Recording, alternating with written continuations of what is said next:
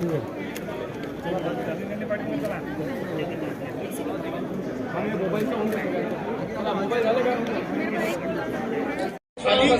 कोहाड आणि डॉक्टर कोहाड आणि जगदीश ठापेकर माझी सरकारला विनंती आहे, एक 2 ओळीची शिफारस हलमा हलकी समाजाकरता केंद्र सरकारला पाठवायची आहे.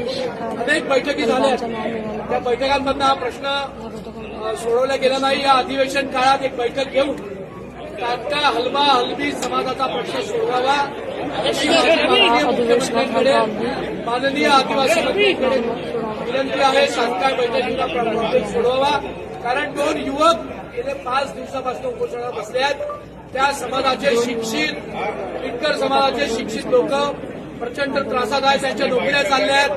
त्यांच्या केंद्र सरकारच्या विभागातल्या, राज्य सरकार विभागातल्या अनेक लोकांना आत्महत्या करण्याची पाळी येते आहे आणि त्यांच्यावर हा अन्याय होतोय.